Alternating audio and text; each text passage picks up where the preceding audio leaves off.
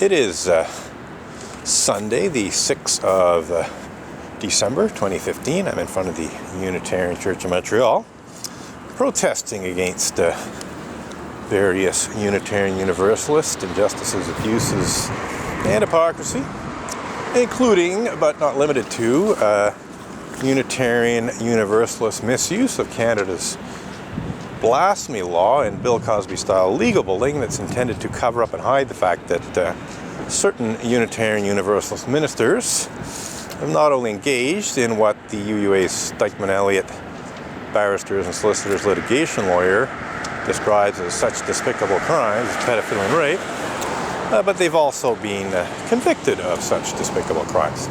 And what I mean by that is that, for every Unitarian Universalist minister, to say nothing for every Unitarian Universalist Sunday school teacher who's actually being convicted of such despicable crimes as pedophilia and rape, you can be quite sure that there's a certain number of others who have not been convicted of such despicable crimes as pedophilia and rape, even though they've engaged in them. They may not have even been charged. Their rape and pedophilia may never have been reported at all, or it could have been reported and dismissed, or it could have even been taken seriously up to a certain extent within the church and dealt with within the church, but not resulting in criminal charges. There may even be cases where criminal charges were pressed, but for whatever reason they were either dropped or the person was not found guilty and so on. I'm not aware of any false accusations of pedophilia and or rape against Unitarian Universalist ministers. It's not impossible that there have been some, but I'm talking about the real deal. I'm talking about cases where Unitarian Universalist ministers or Unitarian Universalist Sunday school teachers, also known as UUA religious educators, have actually engaged in such despicable crimes as pedophilia and rape. I was very careful to blog about only a few cases where I knew that the pedophiles and or rapists, because one of them was a pedophile rapist, i.e. he raped girls who were 12 years old or younger. I'd call that a pedophile rapist. What I'm saying here is that, in my blogging activities, because I was not interested in being accused of libel or, God, I didn't even know blasphemous libel existed. I didn't even know Canada had a blasphemy law, but I tried to protect myself from a lawsuit from the Unitarian Universalist religious community by being very, very careful to only blog about cases where people had been actually convicted of pedophilia and rape. And yet they still accused me of... Sorry?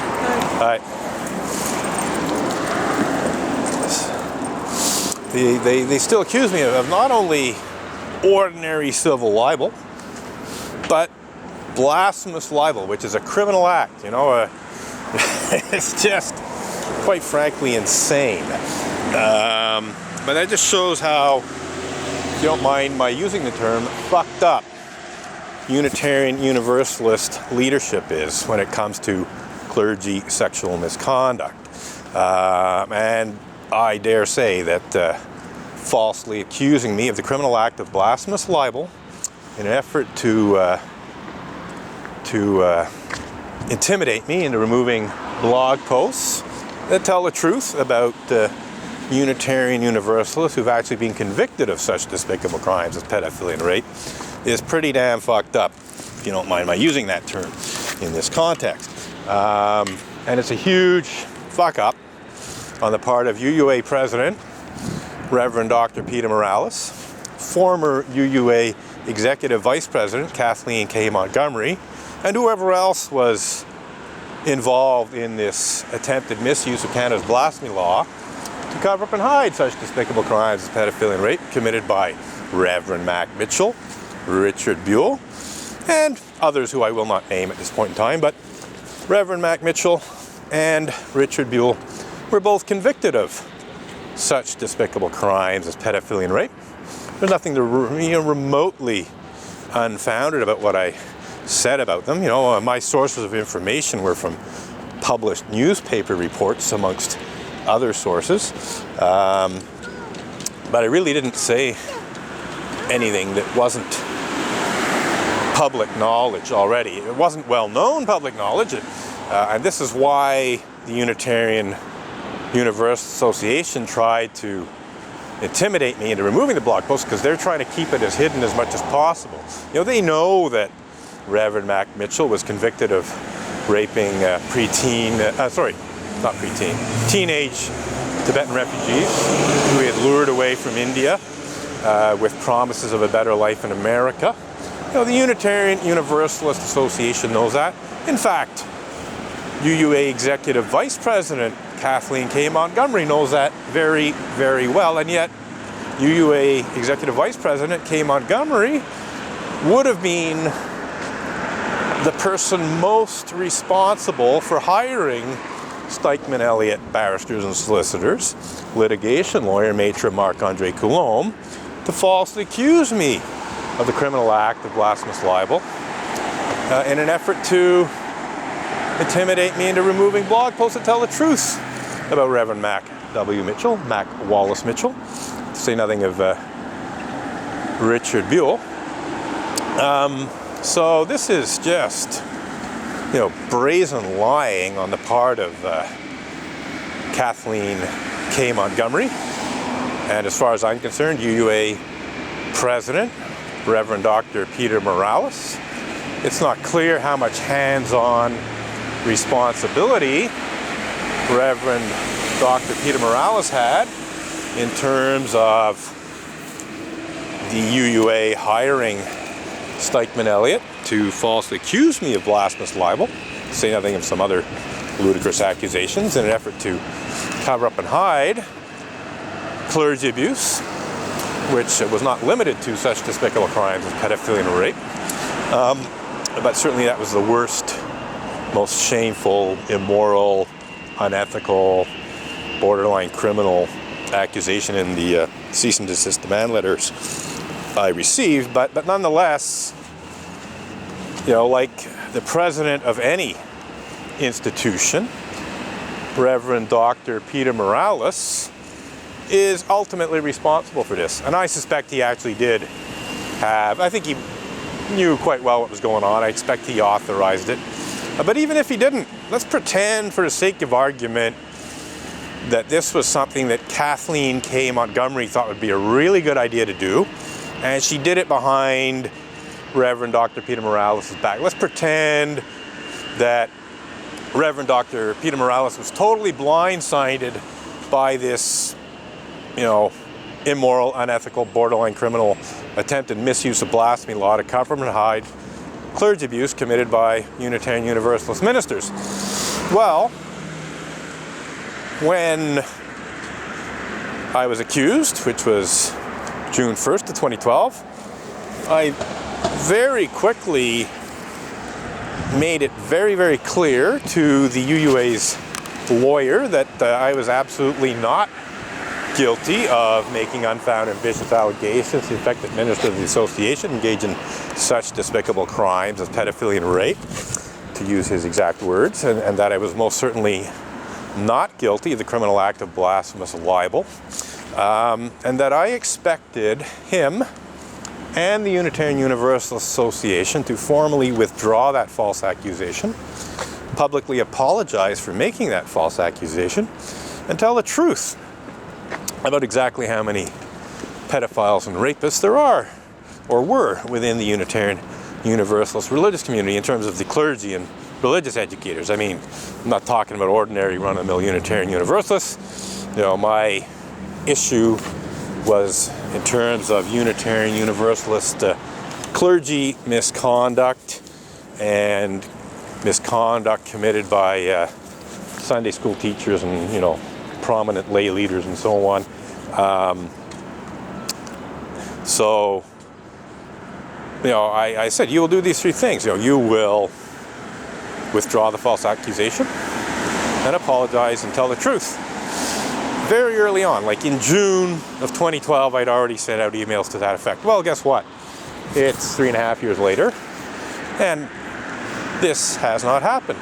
So even if Reverend Dr. Peter Morales was totally unaware that Kathleen K. Montgomery or whoever else within the UUA had hired Stikeman Elliott to falsely accuse me of blasphemous libel, he is A, ultimately responsible as president of the UUA, and B, is completely and utterly negligent in the response to that. If he was blindsided, he could have and should have subjected Kathleen K. Montgomery to discipline for that. But of course that never happened. I even later filed a whistleblower complaint against Kathleen K. Montgomery for providing false information to the attorneys of the UUA, etc.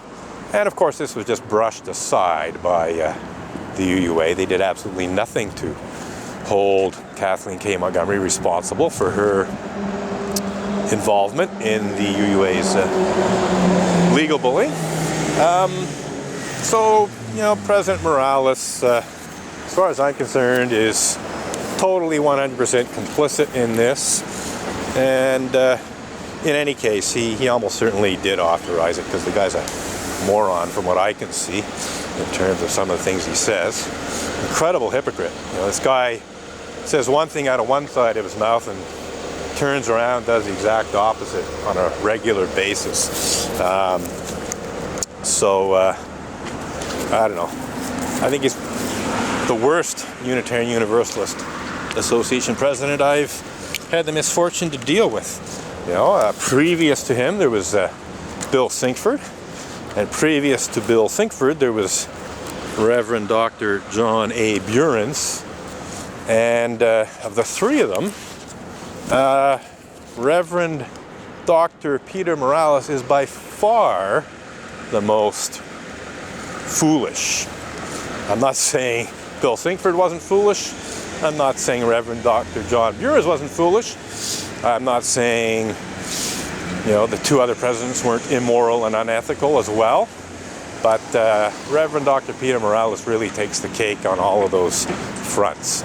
Reverend Dr. Peter Morales, is responsible for not only doing absolutely nothing to address the very, very serious concerns I have about Unitarian Universalist clergy misconduct of all kinds, both sexual and non-sexual, but not only did nothing, but even turned around and tried to silence me with incredibly stupid legal bullying. Legal bullying that is definitely immoral, legal bullying that's definitely unethical, legal bullying that is borderline criminal because it makes false criminal accusations against me. It is a crime to report or to make false reports to the police. In other words, if the Unitarian Universalist Association had gone to the police and said, we want you to arrest Rob and Edgar for blasphemous libel, for making unfounded and vicious allegations to the effect that ministers of our association engage in such despicable crimes as pedophilia and rape, then at that point they would be guilty of the criminal act of public mischief for making a false report to the police. Now, to the best of my knowledge, the UUA never acted on any of the threats it made. I challenged them. I said, hey, bring it, let's go. I'm ready to go to court. I'm ready to discuss any of these, any one of them, like, if you want, drop this one or that one, but bring any one. I'm ready. We'll discuss this in court.